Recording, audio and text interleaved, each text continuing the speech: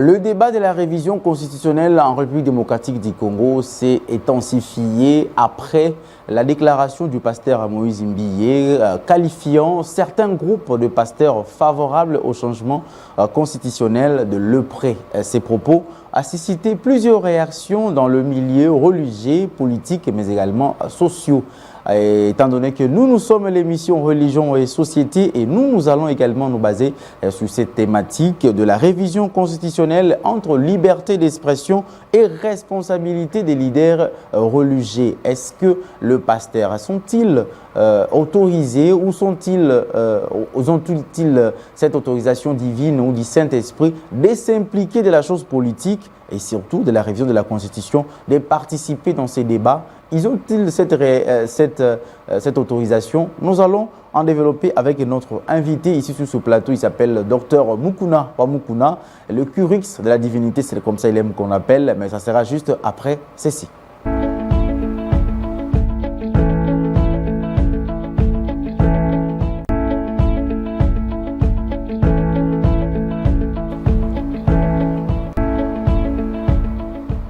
La responsabilité des serviteurs des dieux, de pasteurs, des évêques dans la question politique. Et nous allons en parler, mais surtout les camps de l'EPRE.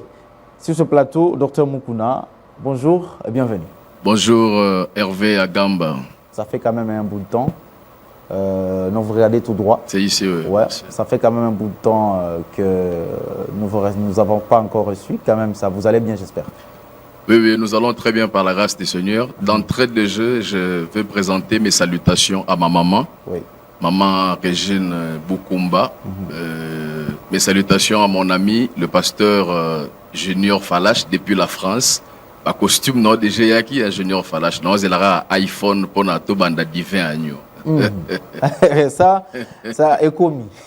Alors, Docteur Mukuna, parlons d'abord de cette question de la révision de la Constitution ou changement de la Constitution. Pourquoi ça divise autant la société?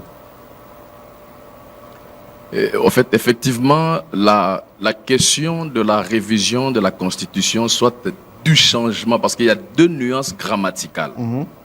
La révision, ce n'est pas le changement.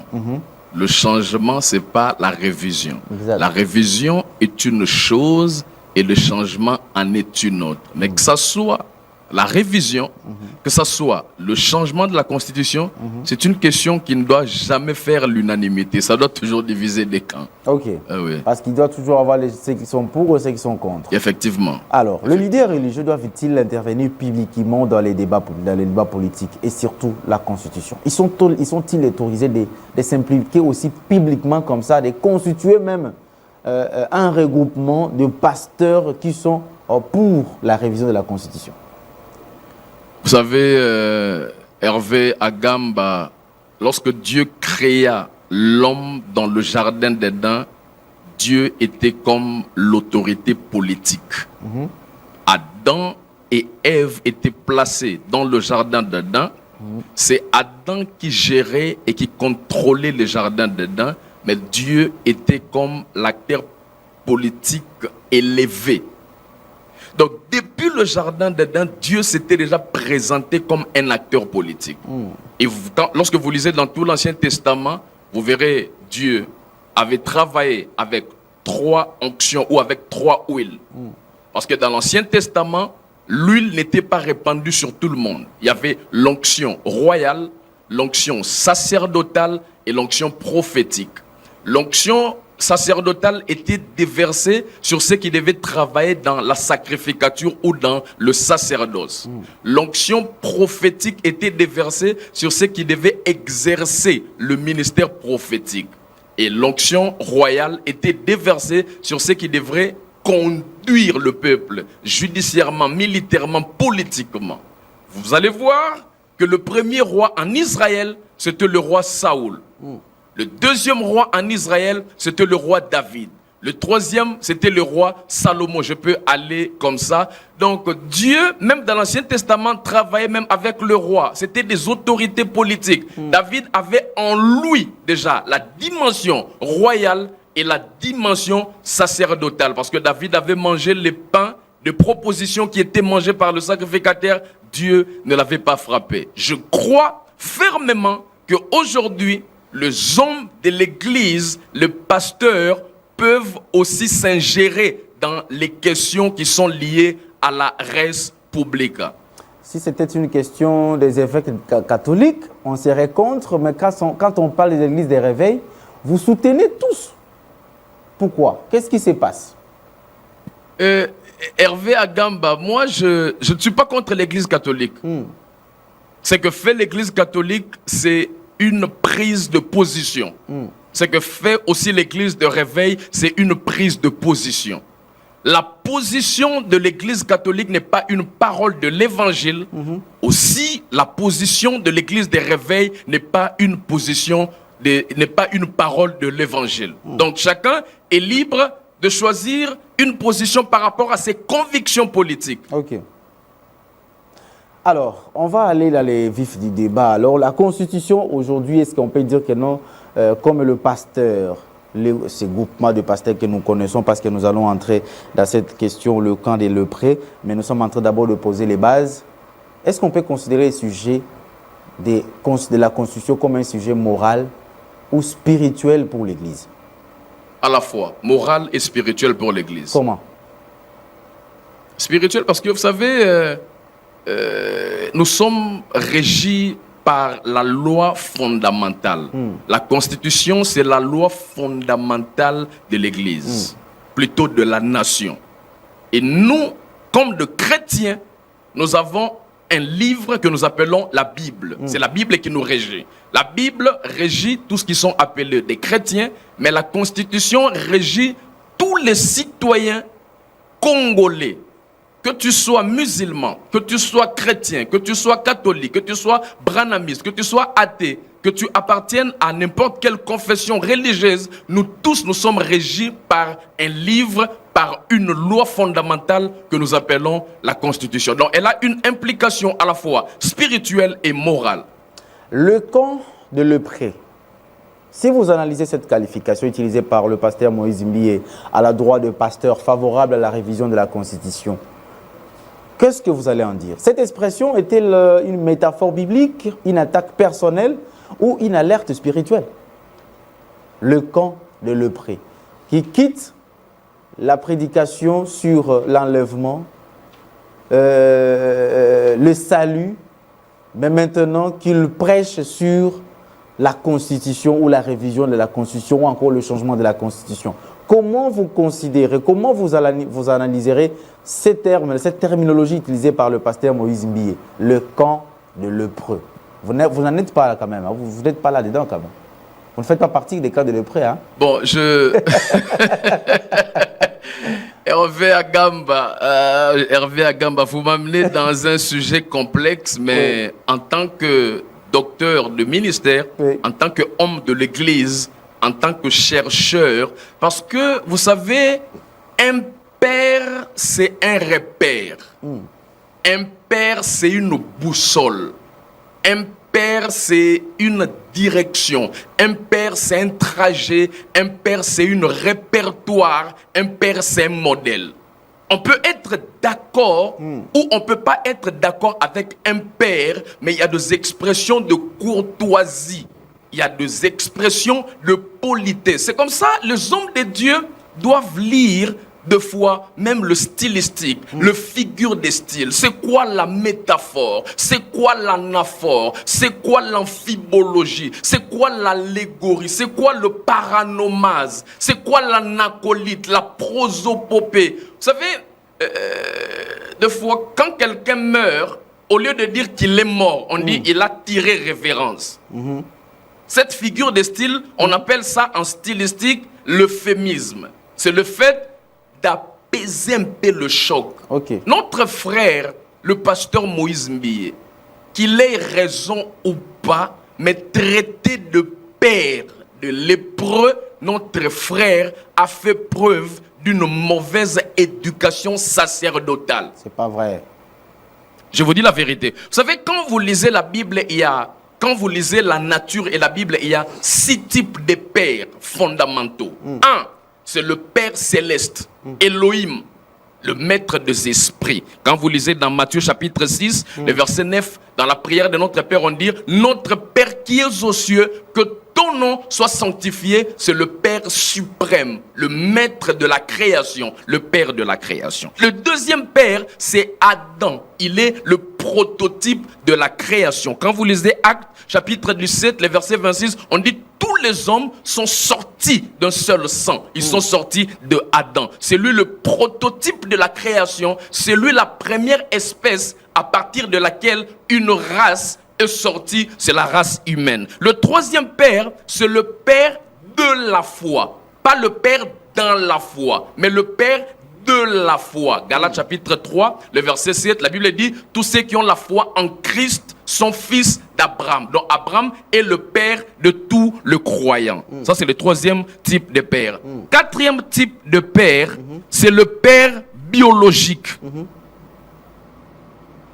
C'est le père biologique. Matthieu chapitre 1, verset 1. Quand on retrace la généalogie de Jésus, on dit fils de David, on dit fils d'Abraham, fils d'Isaac, fils de Jacob. Nous devons respecter le père qui nous ont engendrés dans la chair. Cinquième type de père, c'est le père professionnel. Dans tous les domaines de la vie, il y a le père professionnel. Tu es couturier, il y a quelqu'un qui t'a appris à coudre les habits. Tu es mécanicien, il y a quelqu'un qui t'a appris à étudier le moteur, à arranger les moteurs. Ça, c'est le père professionnel. C'est comme ça, quand vous lisez dans Matthieu, chapitre 13, le verset 5, on dit Jésus, on dit, n'est-il pas le fils du charpentier? Parce que Joseph était charpentier, Jésus était charpentier. La dernière catégorie, c'est le père dans la foi, pas le père de la foi. Le père de la foi, c'est Abraham. Le père dans la foi, c'est un homme qui est comme un modèle auprès duquel vous avez appris des enseignements, la foi chrétienne. 1 Timothée chapitre 1, le verset 2, la Bible dit, l'apôtre Paul appelle Timothée mon fils légitime. Mie est un fils. Vous savez, vous pouvez avoir des problèmes avec vos amis, avec vos frères, avec vos cousins, avec vos nièces. Mais il ne faut jamais avoir des problèmes avec le père spirituel. Hervé Agamba, dans cette ville, moi je ne dis pas que le père a raison totalement. Non, non, non. Je ne suis pas là pour blanchir le père. Mais même s'il faudrait s'attaquer au père, on doit faire preuve d'une bonne éducation venant de parents et une bonne éducation sacerdotale. Le père dans ce pays, dans cette ville, comme papa Soni Kafuta, papa Nkelani Pate, papa Mutombo Kalombo, papa Jean Bosco Kindomba, papa Coutinho Fernando, papa Mwamba Ben Shaddai, papa Ejibaya Mapia. Ce sont des pères, même quand vous n'êtes pas d'accord avec eux, il y a une manière. Ils pouvaient dire, non, ce n'est pas bien, les hommes de Dieu se réunissent, ils ont seulement un seul objectif, c'est seulement le changement de la constitution, ce n'est pas bien. Nous, en tant qu'hommes de Dieu, nous devons militer pour l'intérêt du peuple. Ils pouvaient utiliser des expressions polies comme ça. Mais ils pouvaient quand même frapper aussi fort pour que ça interpelle. C'est une façon d'interpeller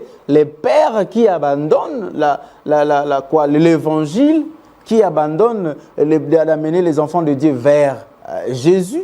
Mais on parle que constitution. Constitution, ils sont là, constitution, ils sont ici, constitution. Il y a même de ceux-là qui ont maudit des gens. Hervé Agamba, vous savez, un jour Noé a pris du vin. Il était ivre, comme Moïse Mbie a qualifié ses pères de buveurs de vin. Noé a pris du vin. Noé était ivre. C'est Noé qui s'est mal comporté. C'est pas l'enfant. Mais l'enfant est venu au nom de Cham, il a vu la nudité du père, il a commencé à crier haut et fort sur la nudité du père. Sem et Japheth sont venus par derrière, ils ont couvert la nudité de leur père. Le père n'a pas maudit Sem et Japheth qui étaient venus par derrière, qui n'ont pas chanté, crié à sa nudité, mais le père a maudit Cham. Vous voyez que Noé est fautif. C'est lui qui s'est dénudé.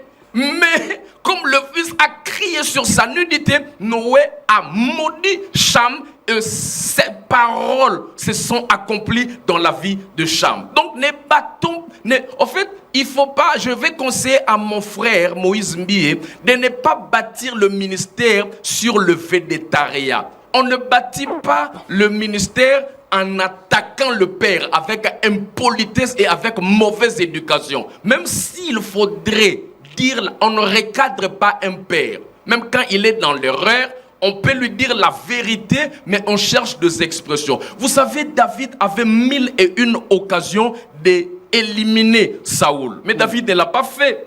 D'ailleurs, un homme est venu pour lui dire, David, j'ai tué Saoul. David a obligé que l'on puisse tuer cet homme qui était venu le mentir. Pourquoi? David dit, on ne touche pas aux héros. On ne peut pas toucher au père. Peu importe leurs défauts, nous allons scruter la question de la constitution, de la révision ou du changement.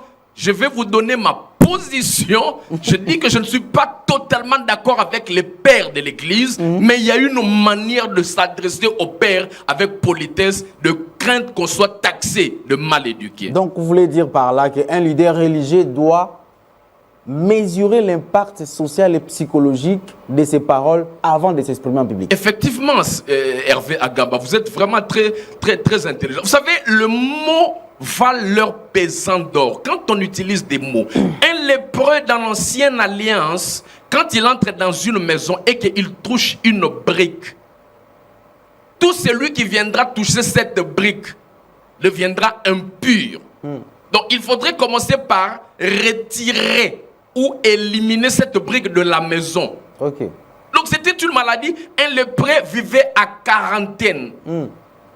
Donc maintenant, quand tu traites de père, de lépreux, donc ça veut dire tu dis aux gens, le père qui ont prié pour toi, Moïse Mbie a connu des situations difficiles. Je ne vais pas aller dans des polémiques. Regardez un peu maintenant, le débat est devenu le débat de bas étage. Ouais. Moïse a traité le père de lépreux. J'ai suivi le pasteur Godin Pouy. On lui pose la question sur le pasteur Moïse Mbie. Il dit, en lingala,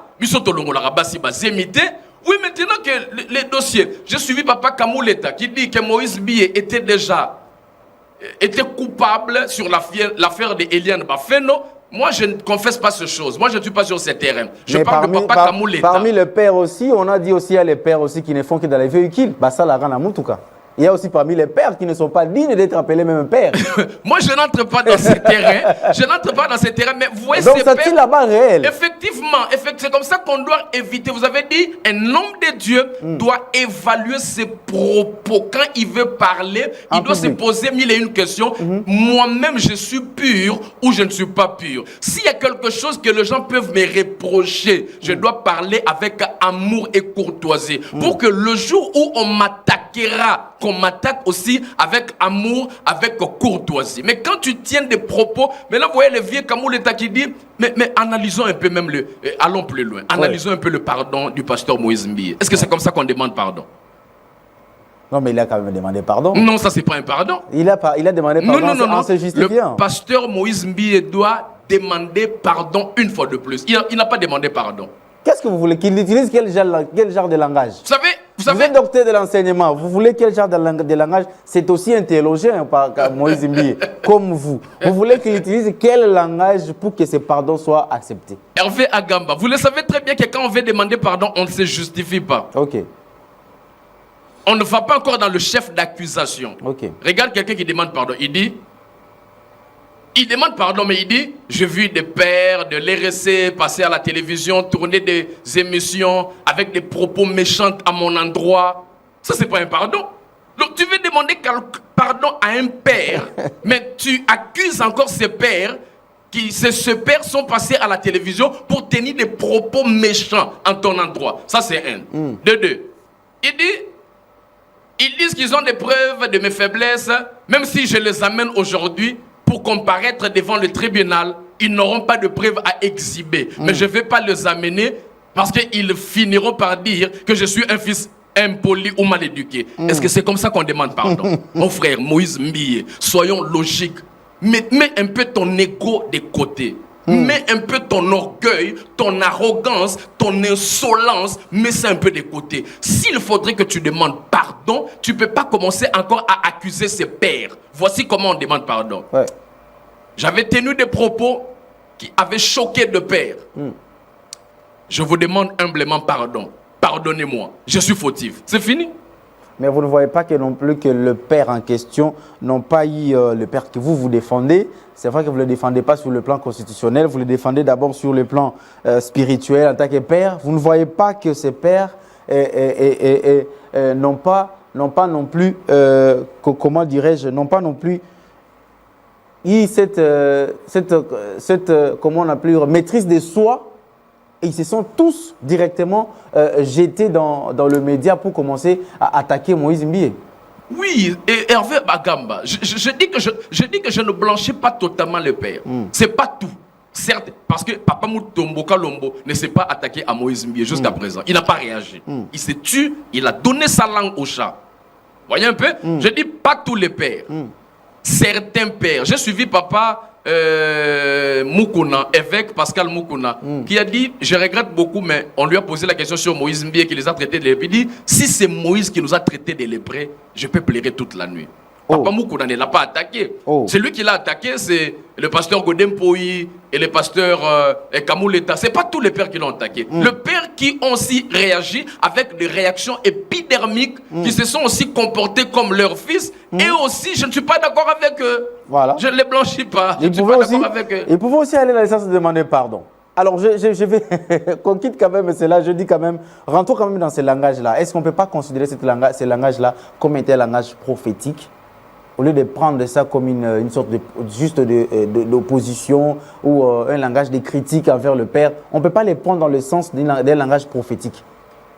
Effectivement, d'une part, oui. Vous savez, Papa Sonny Kafuta, moi j'aime beaucoup les appeler papa, j'aime pas les appeler pasteurs, évangélistes.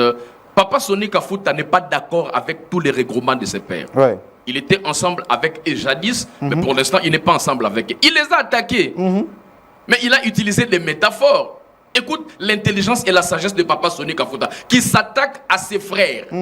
C'est la sagesse que devait utiliser Moïse Mbiye. Moïse Mbiye s'attaque au père, mais Papa Sonny Kafuta s'attaque à ses frères. Mais regarde ce qu'il dit. Il dit, mon père Alexandre Haïdi Nabala me disait de ne pas manger l'argent de Hérode et de Pilate. Parce que quand Hérode et Pilate se mettent d'accord, c'est pour chercher la mort de Jésus. Donc il voulait tout simplement dire à ses amis de ne pas manger l'argent de l'autorité politique. Mais il a utilisé des figures de style pour apaiser un peu la tension. C'est le langage de Mbiye, le discours de Mbiye. Le fond de Mbiye peut être un langage prophétique, mais il a biaisé au niveau de la forme. Parce que, vous savez, tout discours a un sens propre et un sens figuré. Il devait nager un peu dans le stylistique, utiliser des figures de style pour apaiser la tension. Lui, il était très choquant, très insolent. Je ne le condamne pas dans le fond, mais je le condamne dans la forme. Est-ce que ce genre de polémique, peut-on dire que ce genre de polémique contribue vraiment à éclairer le peuple de Dieu, ou tout simplement à accentuer encore la division au sein des enfants de Dieu? Ça accentue la division au sein des enfants de Dieu, parce que les fidèles de l'église du pasteur Moïse Mbiye, en ce moment ici, ils sont contre tous les pères de l'RSC. Ouais. Les fidèles des églises, de pères de l'RSC sont contre le pasteur Moïse Mbiye. Donc ça ne fait qu'accentuer et diviser les chrétiens. Et là où les musulmans sont, là où les catholiques, là où les branhamistes et les autres sont, ils sont en train de rigoler. Ils disent, regarde un peu les gens de l'église de réveil qui ne sont pas disciplinés, qui ne font pas preuve de la déontologie pastorale. Partant de ce que vous avez dit du pasteur Sonny Kafuta, est-ce que le fait que les hommes politiques utilisent parfois les églises pour influencer l'opinion publique, comment est-ce que vous trouvez cette façon-là? Parce que l'église catholique et l'église protestante est contre nous, on se jette vers l'église des réveils parce qu'ils sont quand même favorables, surtout qu'on critique l'église des réveils aussi, les pasteurs aiment beaucoup l'argent. Comment vous analysez quand même cette façon où les politiques, nous sommes à la question 22, j'espère si vous allez vous retrouver, les politiques se donnent la facilité de manipuler les hommes de Dieu pour influencer les peuples de Dieu dans l'église et donner la position politique? Hervé Agamba, je vais répondre sans embâge. C'est là que le bas blesse. Un homme de Dieu ne peut pas être influencé par le politique. Jamais. Jamais. Malheureusement, c'est ce que nous sommes en train de vivre dans notre pays. Un homme de Dieu, c'est une autorité spirituelle établie par Dieu lui-même. Éphésiens chapitre 4, la Bible dit, étant monté, il a émené des captifs, il a donné des dons aux hommes, aux uns comme apôtres, comme prophètes, comme évangélistes, comme pasteurs, comme docteurs, pour le perfectionnement de saints en vue de l'œuvre du ministère et pour l'édification du corps. Un homme de Dieu est appelé, 1, à annoncer la bonne nouvelle, 2, à dénoncer le mal, 3, à orienter l'Église. Si par exemple l'homme de Dieu remarque que l'autorité politique veut violer certaines dispositions de la Constitution, il doit dénoncer le mal. Il est de la responsabilité de l'homme de Dieu de dénoncer le mal et d'annoncer la bonne nouvelle. Mais s'il remarque que l'autorité politique c'est conforme à la règle, à la loi fondamentale du pays, il doit acclamer, il doit encourager l'homme politique. Alors, quel message? Parce que vous savez, que vous avez compris quand je pose cette question, donc nous sommes à la fin. Les bonnes choses ne dirent jamais. Quel message que le jeune serviteur de Dieu, les jeunes croyants doivent retenir par rapport à ces affrontements verbaux entre le leader religieux? Quel message que vous allez donner à ces jeunes-là? Non, l'apôtre Paul est clair dans Éphésiens chapitre 6, il dit « Enfants, obéissez à vos parents. Les enfants doivent savoir obéir à leur père et le père aussi ne doivent pas irriter leurs enfants. Le père de l'RSC qui ont aussi irrité Moïse Mbiye en disant des choses qui touchent à sa personnalité, à sa réputation, c'est pas une bonne chose. Ils doivent aussi s'excuser. Lui aussi, fils qui n'a pas obéi à ses pères en les attaquant, il doit aussi présenter des véritables et des sincères excuses. Donc nous devons éviter cet acharnement des attaques verbales, ce n'est pas une bonne chose. Mais je pensais qu'on allait scruter la Constitution, parler soit de la révision ou des changements de la Constitution. Vous m'annoncez déjà que nous sommes déjà à la fin. Deuxième folie. Nous gardons ce même sujet pour la deuxième partie. J'aimerais que prochainement, le deuxième numéro, que nous nous asseyions un peu sur cette question, que nous parlions sur soit qu'est-ce qui est possible maintenant, la révision de la Constitution ou le changement de la Constitution. J'aimerais que nous allions dans cette optique. Voilà, nous irons prochainement dans notre deuxième émission, toujours avec la même thématique, parce que c'est vrai que nous sommes la religion, mais nous sommes aussi de la société. Ouais. Donc nous touchons toutes les questions qui sont liées à la société. Ma dernière question, est-ce que vous pensez que les Congolais ont encore la confiance de la neutralité des leaders religieux? Non. Je ne pense pas. À ce niveau-là, qu'est-ce qu'il faut faire? Il faut quitter l'Église? Non. D'abord, le premier objectif de l'Église, c'est la vie éternelle. Oui. Pierre a demandé à Jésus, nous t'avons suivi, nous avons tout laissé. Qu'est-ce que nous allons gagner? Jésus a dit, vous allez gagner d'abord la vie éternelle et en plus, le centuple ici sur terre. Le premier objectif de l'Église, c'est la vie éternelle. La vie ici sur terre, c'est vrai, nous devons nous battre pour avoir une bonne vie. Je pense que le leader politique et les leaders religieux n'inspirent plus confiance dans notre pays à cause des abus. À cause de l'argent. À cause des abus, à cause de l'amour de l'argent, la racine de tous les maux. Et tout est centré sur les intérêts personnels. La plupart des leaders politiques et des leaders spirituels, et ils ne visent que l'intérêt financier, matériel, la vie ici sur terre. C'est comme ça qu'ils n'inspirent plus confiance. Mais il y a toujours un reste, il y a toujours une minorité de ceux qui œuvrent, de ceux qui travaillent pour le bien commun du peuple congolais. On dit Dr Mukuna dans un commentaire, je lis, Dr Mukuna, c'est parce qu'il est pro-Mike Kalamba, c'est pourquoi il attaque Moïse Mbiye. C'est vrai? C'est vrai? On chute, c'est vrai? Non, je n'en disconviens pas, parce que j'ai dit ici que même les pères aussi, que certains pères se sont mal comportés. Avec des réactions épidermiques, ils ont attaqué Mbiye, alors que ce n'est pas bien. Moi, je suis dans la neutralité. Là où Moïse a fauté, je lui dis, mon frère, tu as fauté, tu ne peux pas manquer du respect au père. Là où le père aussi ont suivi Moïse Mbiye sur les terrains de réaction épidermique, je dis au père, comportez-vous comme papa Léopold Mutombo, comportez-vous comme papa évêque Pascal Mukuna. N'attaquez pas votre fils. Vous devriez même donner votre langue au chat, ne pas parler à ce sujet. Vous comprenez que tous ces pères-là, ce sont eux qui ont béni mon pasteur Mike Kalamba avec la dédicace de son église. C'est tous ces pères-là. Hein? Non, ce n'est pas tous ces pères parce que l'apôtre Léopold Mutombo n'y était pas. Et Jibaman Pia à la tête, c'est lui. Hein? Effectivement, mais le vieux Mutombo n'était pas là. Merci beaucoup, merci Dr Mukuna, merci d'être passé. Nous gardons cette thématique pour la deuxième partie parce que jusque-là, tant que la question de la Constitution n'est pas encore épuisée, nous en parlerons toujours. Et donc, merci à vous, nos chers téléspectateurs de cette émission Religion et Société. Vous comprenez, quand nous sommes avec les pasteurs, bon, il est pasteur aussi, Dr Mukuna, c'est toujours chaud. Ça chauffe toujours ici sur ce plateau. Merci à vous, merci à Junior Bemba, l'équipe technique, à Jonas Minga, merci également à Richard Widi et à toute l'équipe technique, la direction de production et des programmes par Tristan Énergie Lelo. Merci également à l'accompagnement de M. Charles Mouzadi, le directeur des informations de la PES Télévision. Et un grand merci au patron de la PES Télévision, M. Patrick Ngando Tioyo, pour cet espace qu'il nous donne. Nous parlons des choses de Dieu, mais bien évidemment qui touchent la société, qui touchent les peuples. Parce que sans la population, il n'y a pas de société. Ciao!